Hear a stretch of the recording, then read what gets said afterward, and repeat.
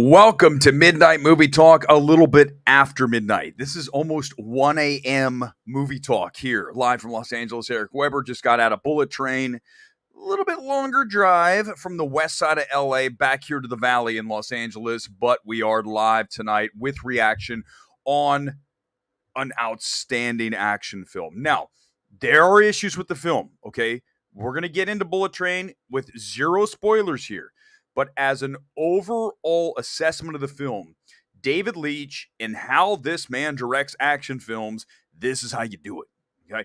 When you watch Bullet Train, especially having sat through The Gray Man a few weeks ago, you guys know how I feel about that. What a horribly directed film by the Russo brothers. And you turn around and you watch what David Leitch does with this. And we've seen it before. He co-directed John Wick. Didn't get credited, but he was a co-director on John Wick. Went on to Atomic Blonde, Deadpool 2. This is a man who was blessed with the talent needed to direct a mega budgeted action film, which is exactly what Bullet Train is. Okay, Brad Pitt stuck on this train here with a bunch of assassins. It's not a movie that you haven't seen before. But what makes it special is always, for me, direction, okay? The look and feel of a film, how it moves, how it breathes, its energy is so high with Bullet Train that I really had a great time with it. Now, here is the primary issue with the film. It is no question too long. This is a film that should be about 145, 150. Instead, it's about 210, and you really feel the last 20 minutes of that film. There's a way to squeeze this, compact the back end of that, get rid of a car or two off the train, and you are going to have a better film. But average moviegoer will like this film. Mega violent. Brad Pitt rocks, always does. I am a huge fan of Brad Pitt. I openly admit this. I mean, you have to. I've got to say it, okay? But that said, that aside, I think that he is really good in this film. And it has that comedic, violent thing going for it, very much like a Deadpool. In fact, when you watch this, I'm reminded of Deadpool 2, which I don't think is as good as the first, but the direction on Deadpool 2, again, David Leitch as a director. This is a guy who was a stuntman, okay? He was a stuntman for Brad Pitt. Talk about once upon a time in Hollywood, right? He is now the director of Brad Pitt in Bullet Train, which is going to be a big hit for Sony. It's going to be a hit for August. I mean, ultimately, you got to remember this. We talk about August all the time being this dumping ground, right? We're just studios say, hey, it's August, kids are going back to school, people on vacation at the end of summer, they're not going to the multiplex. No, let's just throw something out there. Well, Bullet Train is better than that. It is a very solid, I'd give it, say, an 8.5 out of 10, okay? Because of the length, because of there being too many characters in the film. But again, the direction and the feel of Bullet Train, the way this thing is edited and slides by is so strong for me that I was never once bored with the way the film felt, okay? Now, the characters, too many. Everyone here is really good, but there are definitely too many people in this film. You need to get rid of characters. For me, Brian Tyree Henry is fantastic. I love to see him in something where he has a chance to really have a nice-sized role. We see him in small things like Godzilla, and it's not enough for him. And he is an actor that one day will have an Oscar. I know it. If you don't know that, watch Brian Tyree Henry. You will see that this man will one day have that. And he is very featured in this film, okay? He's great. Pitt is fantastic. Also, Aaron Taylor Johnson is, I think, very good here too. Another actor that has a chance in this film to really showcase their maniacal edge. And I think that's what this film is. It's just out there as far as the electricity of it. There's so much power in this film. The way that it flows, the way that it looks, the look of the Tokyo setting, it just has a really cool feel to it. And for August, this is good. This is a very high quality film for August. And it's the last big film that we get. This is the last big film we get until we get to Halloween Kills and Black Adam in October. So the next 2 months Bullet Train is going to, run rampant. It's going to keep running because what's going to come in behind it? I mean, we have these other small films coming, but ultimately it's going to have free run here, and I think it gets a pretty solid cinema score. A- is my guess. B+ at worst. Let's go A-, which means solid word of mouth. Okay, so let's talk about it. Hit me with questions about Bullet Train again. Here's one thing we're not going to do. We are not going to do spoilers because we don't. You can ask me how someone was, how you felt, what my issues were with the film. Again, direction, 10 out of 10. Screenplay, 7.5 out of 10. That's how we get down to that about 8.5 out of 10, which is very good for me in a film that I thought would be more like a 7.5. So it's a full point above. And I told you guys how my grading system works. The higher you go, like the Richter scale, the better the film is. Much better. So 8.5 is a very solid number for me. Also want to say this. I saw Barbarian today. Okay, so this is a film that comes out in September. There is an embargo on it right now. I'm just going to say that I had heard it's very good. I told you I was high on the film based on what I'm hearing. After seeing it, I'm still high on the film, but I'm not as high as I was when I came to you last night. So I don't want to get too far into the film because there is an embargo, but I can't wait to hear your reaction to Barbarian. That's the discussion I can't wait to have, but we got to wait a month. We got to wait a month in a week to have that conversation. But it's the kind of film that you don't want anyone to tell you what it is about. The trailer is actually pretty good about keeping what is actually happening in the film under wraps. So kudos to Fox for not showing very much. But I want to discuss the film so much, but I really can't do it without doing spoilers. This is a film you have to discuss with spoilers. So Barbarian is, man, I wanted to like it more than I did. And there's a main reason why. There's one specific reason why, but I can't tell you because that's a spoiler. Okay, so let's get into comments tonight. And we're going to, listen, Midnight Movie Talk might be a little bit shorter tonight because I am exhausted. 2 movies today, gym, all kinds of things. I've just been moving. So let's do this nice and tight tonight. By the way, tonight's kit is Crystal Palace, one of my favorites. And by the way, Premier League gets underway. I think they're playing Friday against Arsenal, Crystal Palace. Let's go Eagles. Okay, open comment time. Let's do it. Comments here on this Monday, the rare Monday event. Hey, Satvik, when is the stream starting? Yeah, I know it. It's a little late tonight, okay? But we are on. Again, it just takes forever to get from the west side back here. Does Brad Pitt do any gun fu like John Wick? Yes, there's a ton of really strong action stuff. You really see Leech in John Wick, Atomic Blonde, Deadpool 2. You see all of that going on here. I think, again, my reaction tweet was really everything. Let's pull that up because I think ultimately that's like everything to me when you say, what is your reaction to Bullet Train? Well, here it is. Let's pull it up. Reaction tweet coming in. Nothing more exciting than looking at reaction tweets. Live Twitter. That's basically what this is. Midnight Movie Talk is a live Twitter. Okay, here we go. Let's do it. The Russo brothers should be strapped to a chair, Clockwork Orange style, and forced to watch how you properly direct a mega-budgeted action flick in Bullet Train. Now that's how it's done, David Leitch. And that is 100% on the money. This is, if you're directing an action film, I am making a phone call to David Leitch. Let's do this. I don't care what your price is. You're directing the film. And Netflix, this is what Netflix doesn't do right. They strapped themselves to the Russo brothers, and then they had Leach, Atomic Blonde, in the after watching these films and Deadpool and all these things, and you go with the Russo brothers because they directed Endgame. But we talked about why the Russo brothers worked with Marvel. They had Kevin Feige looking over their shoulder saying, Joe and Anthony, let's try this. They didn't have that at Netflix, and this is what happens. David Leitch clearly works very well on his own because he's had this, Sony, I know people at Sony, and they are a good studio as far as letting directors pretty much do what they want, but here's the big one. Here's the big but.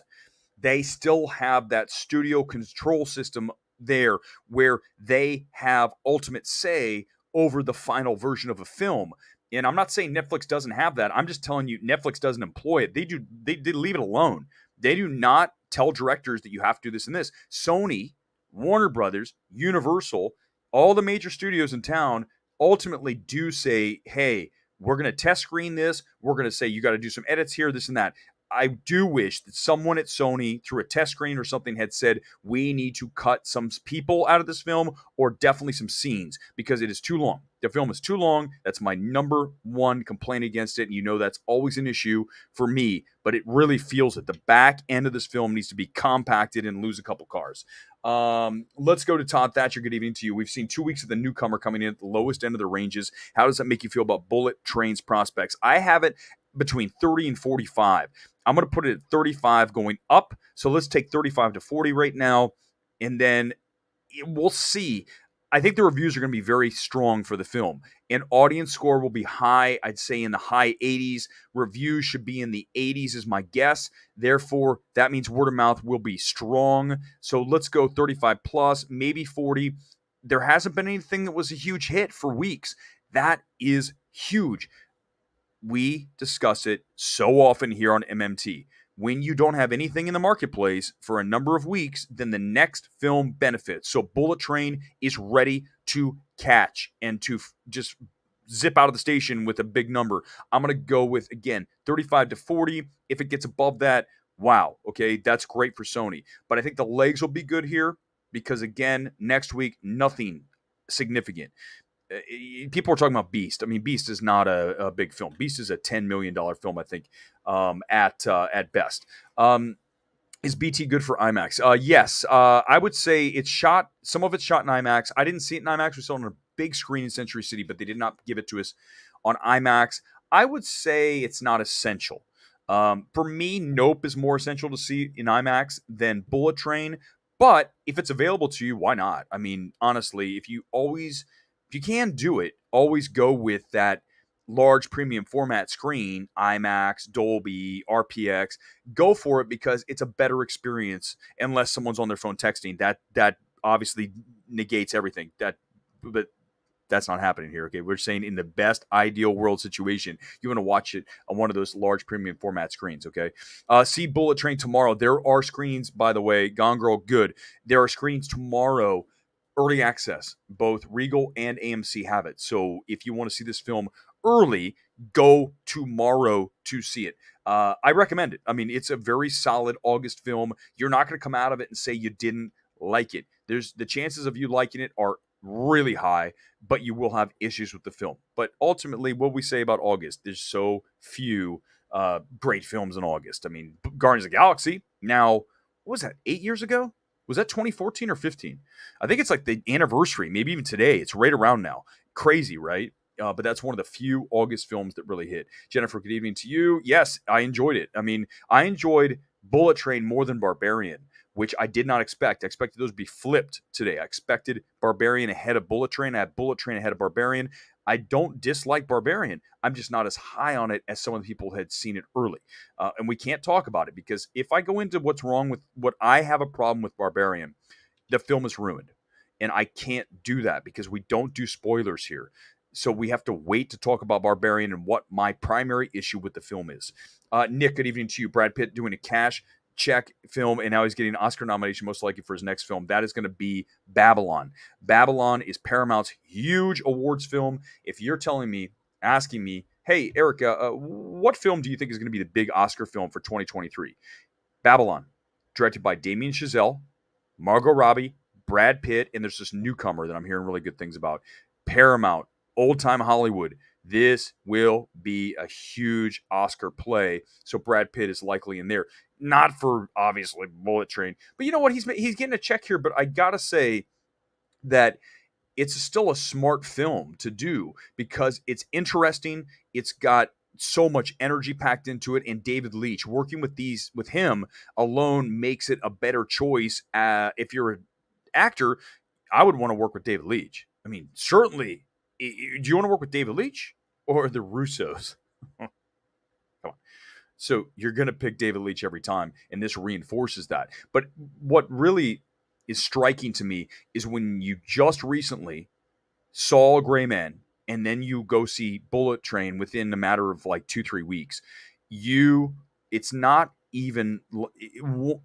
They're so disparate in the quality of the film and the direction of the films that it's almost, you can't even believe that they both probably had about the same budget. In fact, I'll bet you the Gray Man has a bigger budget. I don't Let's see, what is the budget for let's see, Bullet Train budget. I did not look this up. I can tell you this. Bullet Train's budget looks like it's 400 million versus what I'm seeing from the $200 million Gray Man. Okay, I'm looking here. When I 90 million? Are you kidding me?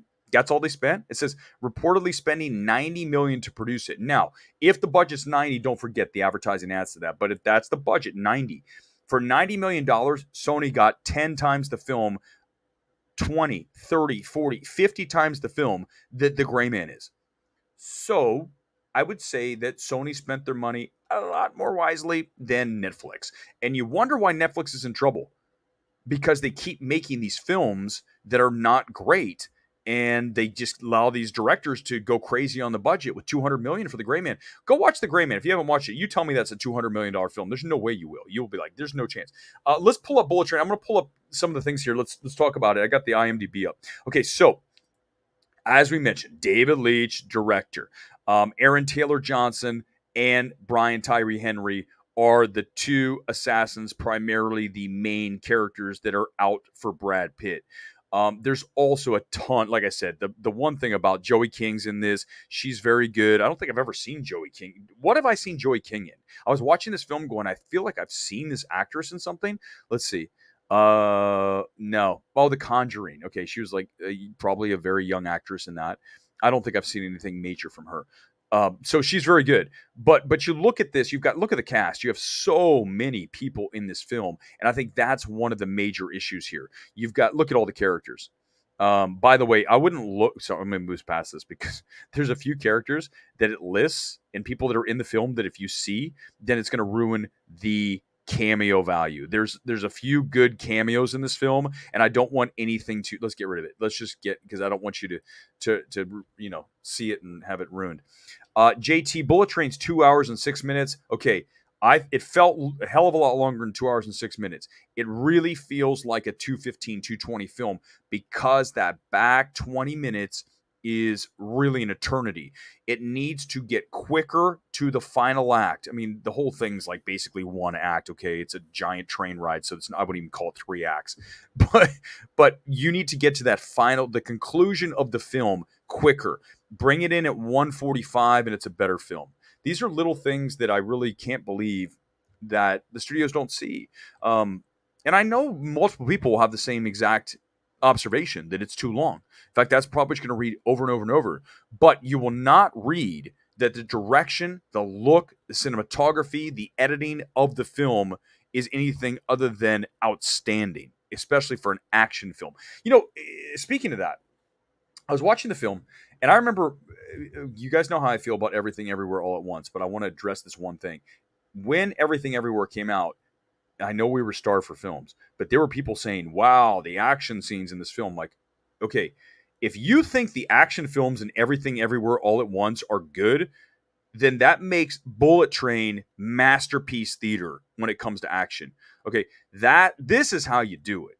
Okay, that's why you have to know when to highly praise things and elements that are highly praiseworthy versus just saying the action is good. No, it's actually, I listen, the action scenes in Everything Everywhere are fine. They are not exceptional. Please do not say that.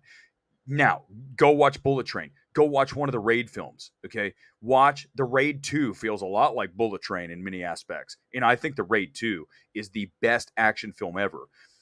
Watch those, talk about action. But remember, guys, let's make sure when we're praising something, you're picking out something that is absolutely the essential number one thing, an element that is deserving of that. And when you look at Bullet Train, the number one thing you extract from the film and say it's done exceptionally well is David Leitch's direction. It's not the screenplay. Brad Pitt, yes. David Leitch, yes. Not the screenplay. But you're going to like it. You're going to actually like it. No, I do not watch other film YouTubers. I know there's other people out there. Listen, I don't want to be influenced by anyone else. Ultimately, when I come on here, I just want to have my own personal take. I don't even want to talk to other people about my thing, because then I think you get tainted, right? When someone says something, then maybe you are going to get wrapped up in that. And I'd rather have my own observation and then maybe go explore after. But initially, I kind of want to be as absolutely unbiased and objective as possible, which means I can't really know a whole lot about the films. So I was a little disappointed that I let myself know a little too much about Barbarian. That said, I still think by the time the film started, Barbarian today, I was at a very good neutral spot, and I let the film happen versus expecting anything, because I knew that it goes crazy places, and it does. Barbarian does. Um, but it's always dangerous when you hear that a film is great or it's outstanding, and then you see it because you can't help but have, you're a little bit biased to know that it's good, and that's dangerous for me. So I try not to do that. Would you say the trailers oversold Bullet Train? I would say this: the trailers give you a little too much of the film. Brad Pitt, Aaron Taylor Johnson, those interactions, a lot of that, it's deep in the film, and I feel like there's a lot of good quips in there that would have been better had you not seen them in the trailer. But Sony's trying to sell the movie ultimately, and it's just unfortunate fact of life that when you watch trailers, you're going to have things spoiled, so that when you see it in the movie, you're just going to be like, okay, it's good. I kind of laugh, but I would laugh a lot more had I not seen it in the trailer. So that's the danger of that, of watching too many trailers. That's why I try not to. JT again. Scott Mendelson was wrong about Zack Snyder Justice League, saying it's the same movie 2007. I don't know what he said. JT, you have to explain that. I have no idea what he said about that. But it really is Once Upon a Time in Hollywood. When we talk about David Leitch being the stuntman for Brad Pitt, and now David Leitch directing Brad Pitt in Bullet Train. Unbelievable. Is it similar to Snowpiercer, in which every train sets a different mood? Yes, but Snowpiercer is far more complex in the socio. Right, you're dealing with some serious stuff there. The topic of Snowpiercer, when you get into class warfare, is so much stronger than anything in Bullet Train. Bullet Train is simply assassins trying to kill one another. There's not a whole lot beyond that. There is an emotional arc that I do like, that's pulled from the very beginning to the end, that works. And I think the emotion between Brian Tyree Henry and Aaron Taylor Johnson is very strong too. They have a very good chemistry together, and when you see the film, you'll see why. Also, any film that talks about Thomas the Tank Engine multiple times, I am all in for. I used to watch Thomas the Tank Engine all the time with my kids when they were little, and we'd watch and we'd see. And so when he starts talking about the characters in Thomas, for me, it worked. If you don't watch Thomas the Tank Engine, you're not going to have the same experience. Mileage will definitely vary on that joke. For me, it worked. So it's funny. Like, sometimes that's comedy, right? It's going to work for some people, not for others. David and Pitt are, in Once Upon a Time in Hollywood. Exactly. Getting back to that comment. Does Brad Pitt do any? Oh, we already did that. Yeah, we did that. Okay. Let's go to Super Mario 1886. Lots of surprises. I feel like the trailer showed too much. Yes, there are a lot of cameos that you don't want to know anything about. So I would suggest you not look at IMDb. So I got rid of the screen. And also don't listen to someone who's going to give you like, oh, it was amazing when this person showed up. I don't know how other people do videos about reviews, but it's very, I would stay away from anybody who's going to spoil a film. I mean, why are you watching if you want to go? Because you're going to watch the film. So why would I want to sit here and tell you plot points of the film and all the cameos? I don't want spoilers. I hope you wouldn't either. And if you do want spoilers, you're not going to get them here. How much is Sandra Bullock in Bullet Train? I can answer that. Not much. Not much. Her voice is in it a lot. My first reaction to your tweet about Don't Breathe and Barbarian, Aaliyah, yeah, I kind of gave away something there. But that's all I'm going to say. I'm only going to say that's my only reaction to Barbarian is what you see on the screen, Aaliyah. The tweet's there for you if you want to see it.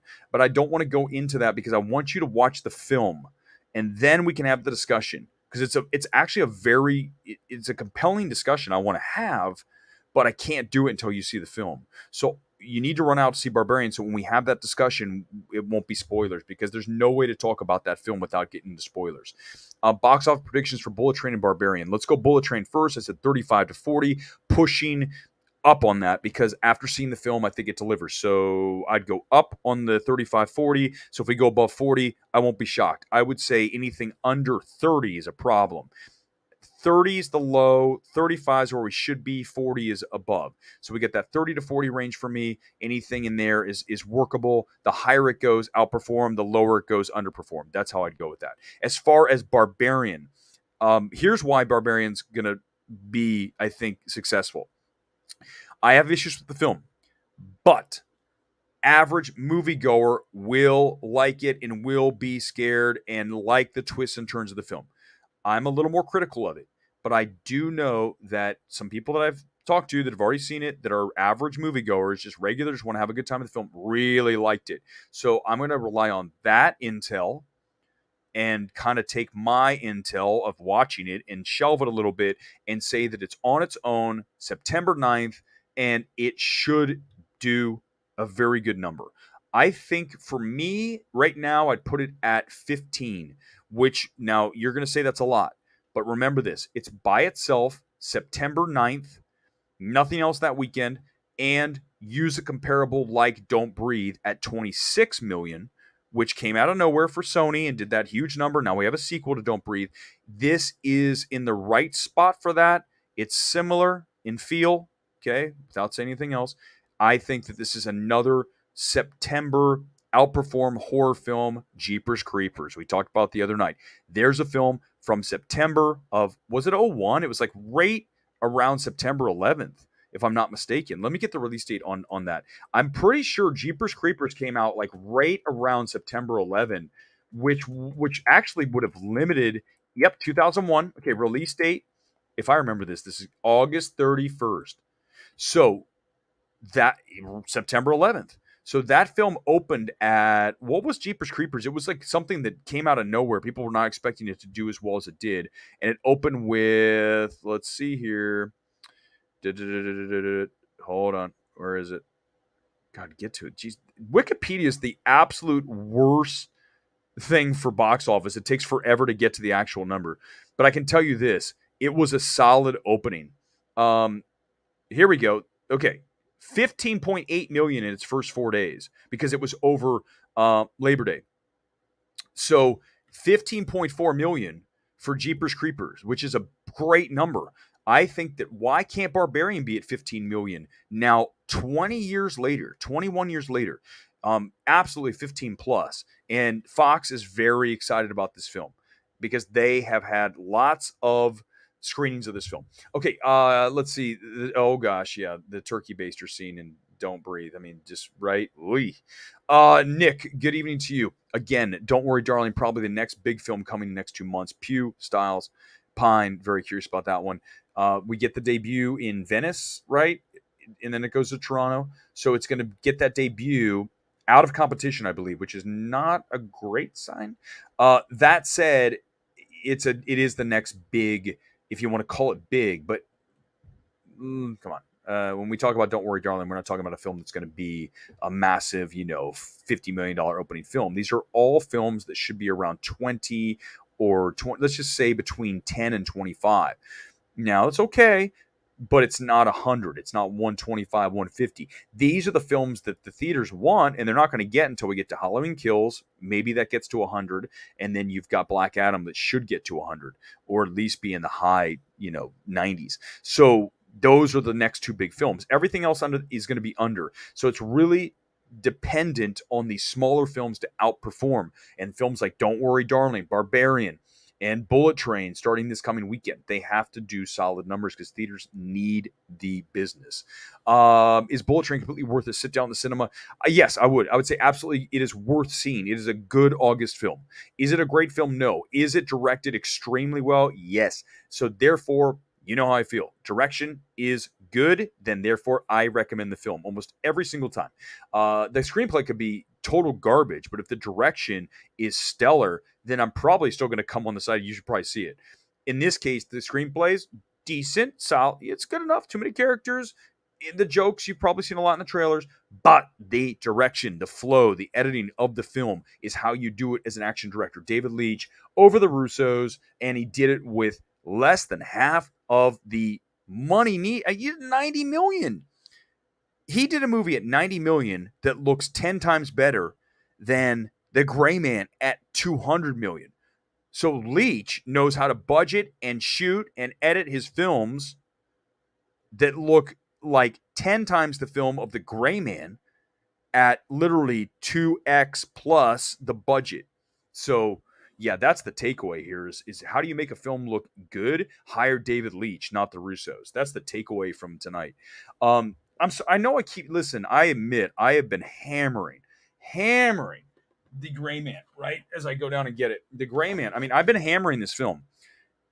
Because it's not just about the Gray Man. When we savage the Gray Man, which I did, and I'll continue to do, the reason we are continually hammering and kicking the Gray Man when it's down is because you can't give filmmakers $200 million to get a film as completely and utterly forgettable as the Gray Man. You can't do it as a studio. So Netflix, you know why you're in trouble? I've said it. We're doing it again. We're going to do it again tonight. Netflix, you got to tell your filmmakers to stop making such excessive films coming in at $200 million budgets, and then you get films that are absolutely worth 1/50th of that. I would even say less with the Gray Man. The fact they're making another Gray Man and Gosling wants to work with the Russos again makes me question every decision Ryan Gosling has made. I mean, I think Barbie's going to be okay. I really love Greta Gerwig. I think it's going to be tongue-in-cheek. It's going to be fun. You know, we all know that Margot Robbie rocks, and I think it's going to be the right tone. That's good. But going to work with the Russos again after working with the Gray Man, did he watch the film? Come on, Netflix. Seriously. Okay, no, I was going to tell you, I can't tell you the story. I was going to tell you a story I can't do. I got to stop myself. But I'm just going to say this. I've told you before, I would have no problem, and you guys know me by now. You've been watching the show. You know how I operate. I would work for Netflix in a capacity of going to tell a director like the Russos, you got to re-edit the film. You have to. This film is absolutely unwatchable as it is. And here's the other thing. I say this all the time, but I really mean this. You guys, this is where I got to get real. If a critic recommends The Gray Man, okay, we're going to do this again. This happens from time to time. It's one right in front of us right now. If you find a critic who says The Gray Man is 4 out of 5 and Bullet Train is 2 out of 5, you have my permission. This is true, and I would say it to whoever had the reviews. You aren't good at what you do. Like, you're not at all. Like, you literally have no talent at it, because you cannot sit through The Gray Man and then watch Bullet Train and say that The Gray Man is a better film than Bullet Train. You can't. Like, if you do, you're so wrong that you need to turn in your critic card. If there were such a thing, it's over. That's what we're talking about. We say this all the time. It's subjective, right? It is. Film reviewing is subjective, but you can't be that wrong. And that's really wrong. That's wrong where you can't come back, right? It's making a decision. It's making a call on a film, and you're so wrong that you can't ever be trusted again. I mean, that's the truth. Bullet Train, no, I don't think it's 50 million, Sadvik. I think that's too high. We're gonna go with a number like I said, 35, 40, 50 would be great. I mean, Sony would be like celebrating at that point. I mean, they'd be insane. Okay, a few more comments tonight, then we're gonna wrap early now. I am exhausted. 2 films today. I mean, that's a lot of work. You guys are like laughing, like, okay. Gavin, Duel. You enjoyed it. Yeah, deadpan humor and premise. I hated the time jump after the first act. Yes, I get it. And you didn't like the ending. I love the ending because it's dark. I love the ending of Duel. But Gavin, thanks for watching. I'm a fan of the film. I mean, I really do like that film. Is Don't Worry, Darling like... let's see. What is TTS? Help me out here, Gone Girl. TTS. Shit, I don't know. Tell me again. Come back with me. I don't remember. We can't do this because I think I know what happens in Don't Worry, Darling, based on someone who decided to ruin the film for me. That is probably right about what it is. And when I find out that it is, I'm going to strangle whoever. I forgot who said it, but I'm telling you, I know it is. It is. This is what happens in the film, and I'm not going to say it, but when they told me that, I go, you're 100% right. I know that's it. Powers the Beast. I feel like they went too far. Gone Girl and everything. Okay, I'm jumping in on another conversation. Here it is, by the way. Thank you, Aaliyah. This is what I wanted. Guardians of the Galaxy, August 1st, 2014. So we are on what is that now? The 8th anniversary, right? 8 years? 8th anniversary. I just reminded myself, I want to go back to my initial thought on Guardians of the Galaxy. In fact, hold on. We're going to do it right now live because nothing's more exciting than live Twitter. Let's go to Twitter. Hold on. And I'm going to reach because here's the reality of it is that I remember seeing Guardians of the Galaxy in Charlotte, North Carolina at a press screening early in the week. I had no expectations for the film. And I said to myself, oh my God, this is a hit. Okay, so here we go. Let's do a search. Search Twitter for, let's put in Guardians and my name. I don't think I used hashtags back then, so let's just put in Guardian Galaxy. Okay, hold on. Let's see what my initial reaction on that film was as we have 8 years on. Hey! Oh wow, look, this is how far I go. Read this. This is from way back, the Wayback Machine. Guardians of the Galaxy is grand. The most joyously, by the way, there shouldn't be a hyphen there. See, I've grown as a writer. Joyously entertaining Marvel movie since Iron Man 1. Okay, how sad. 7 retweets and 2 likes. It's a long time ago. Okay, this is before I really kind of came into the film space and said, hey, I'm here. But listen, is that not? This was sent, look at the date, July 30th. So I saw it, 2 days before it opened. Look at that tweet. This is money.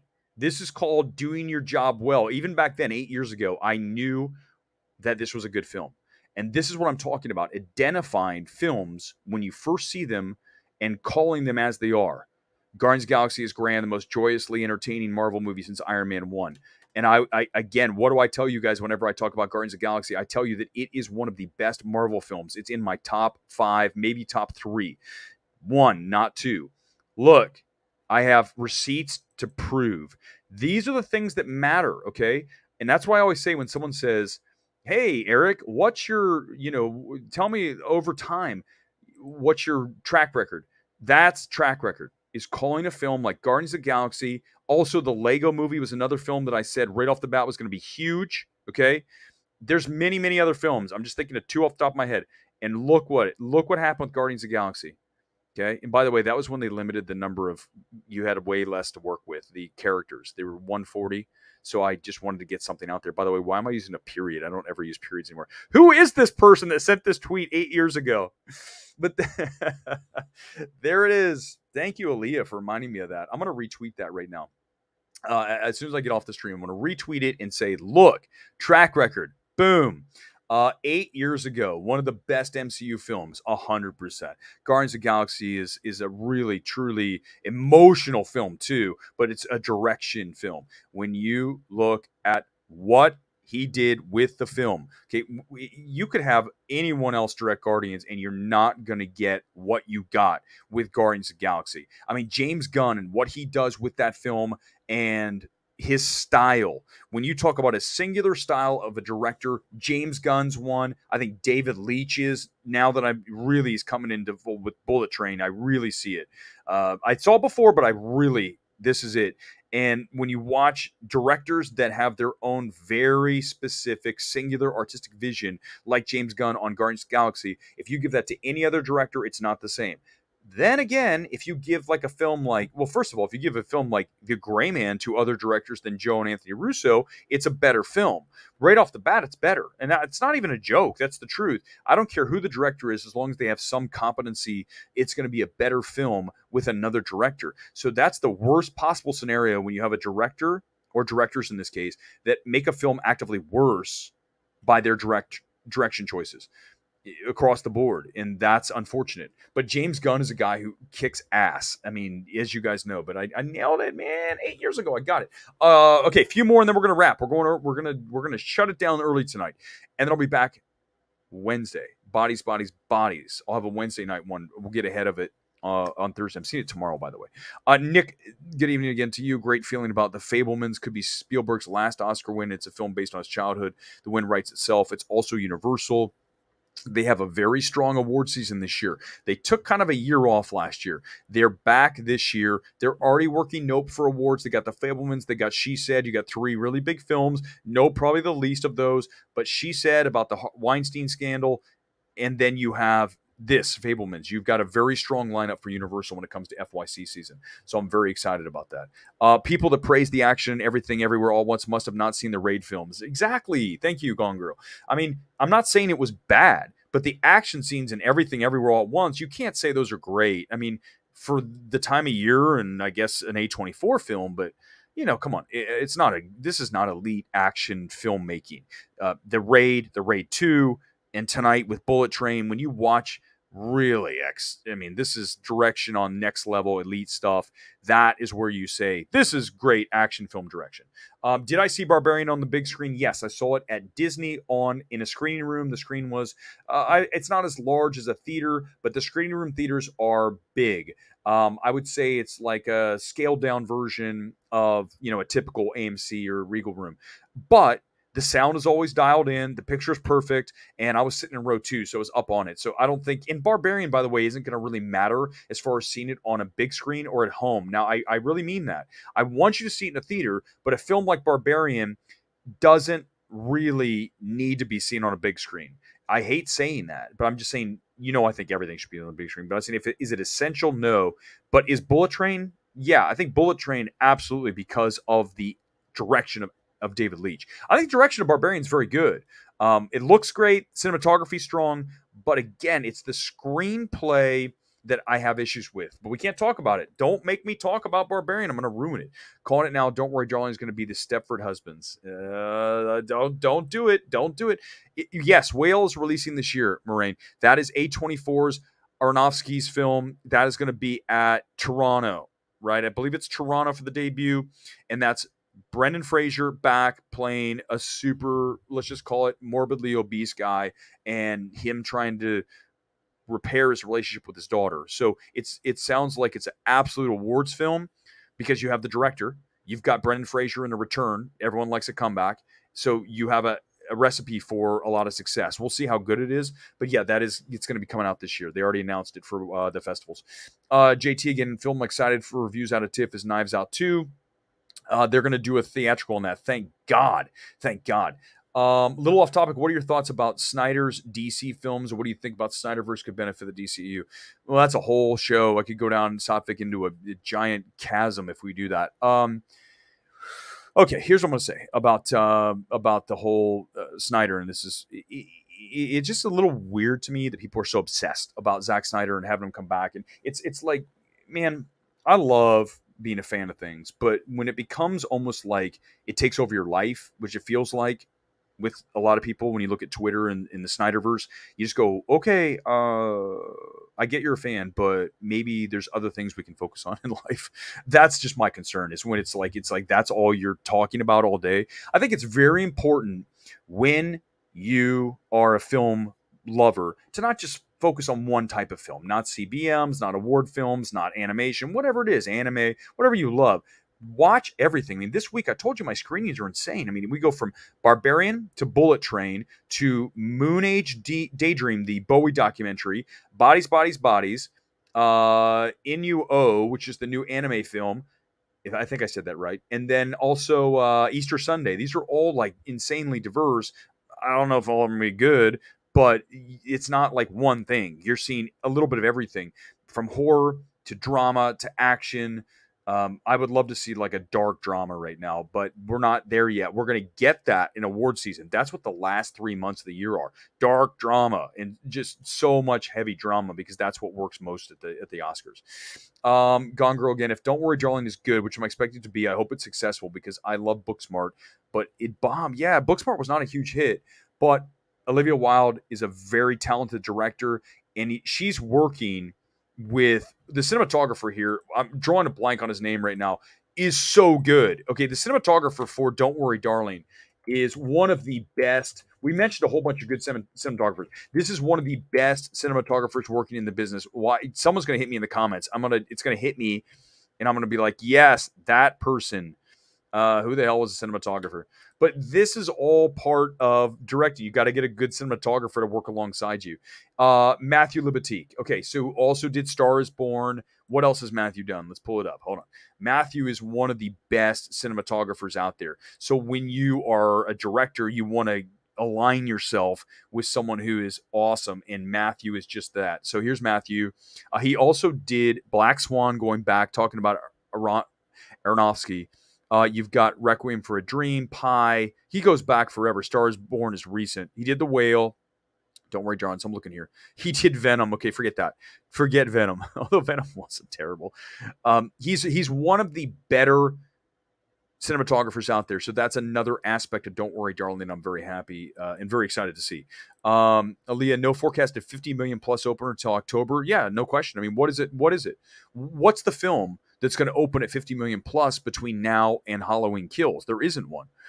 Bullet Train's the last big-ish film we have. So if it gets to 40, we're not going to see another 40 or higher. We might not see another 25 or higher until we get to Halloween Kills. That means we have all of August, right? We're August 1st today. All of September. You have 2 full months, 8 weeks of films that are going to be under 50.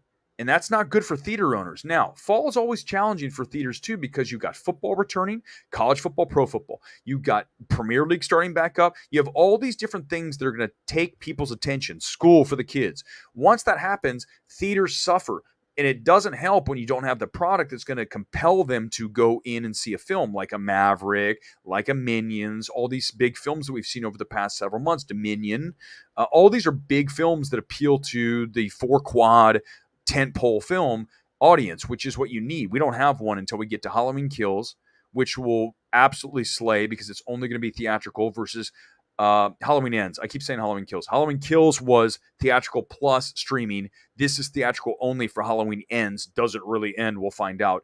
And then you have Black Adam after. So that's your next 2 big films, but that's 2 full months we have until we get to that.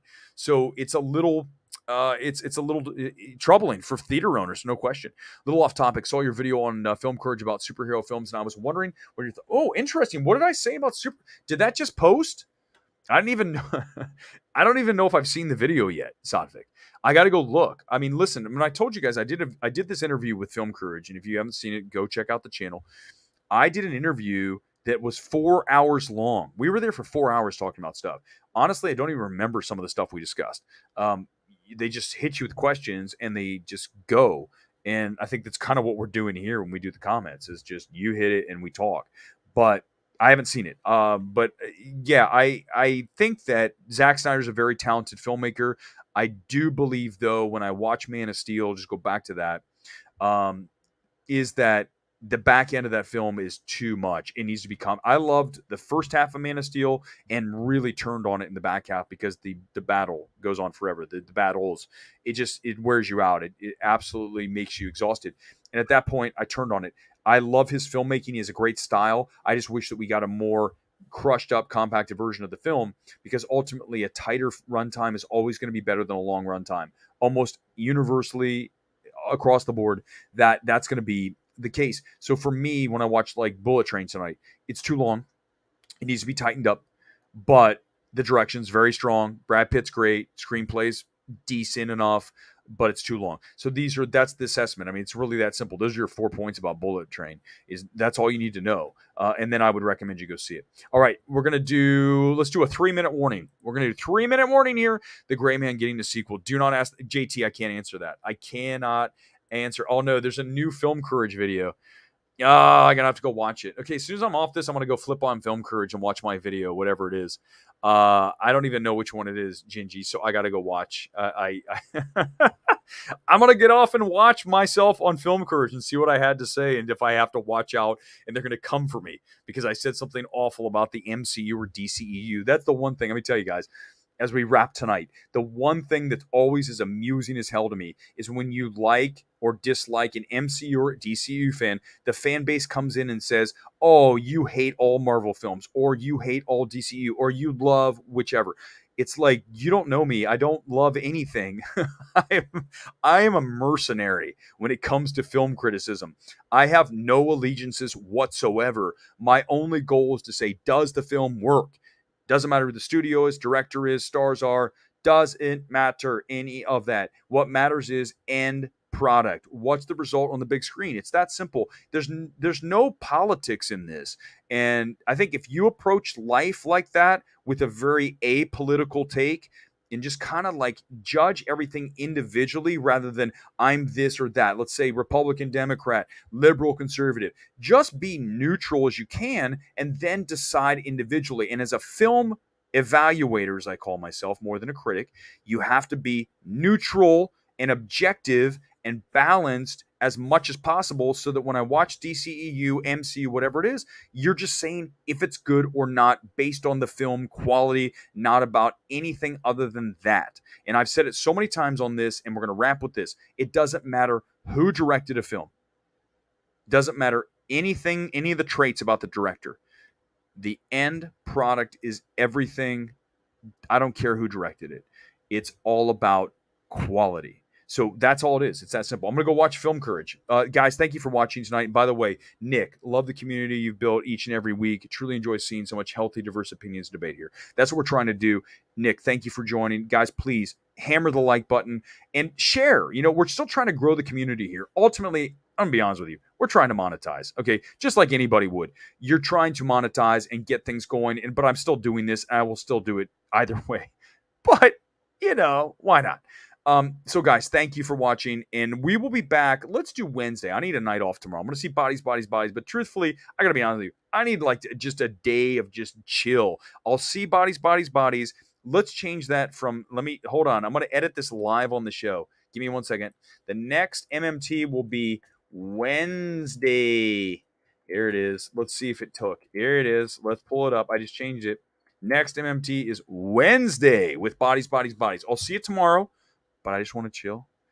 We'll talk about it Wednesday night here on Midnight Movie Talk. Until then, enjoy the rest of your Monday. I'll see you Wednesday night. Good night.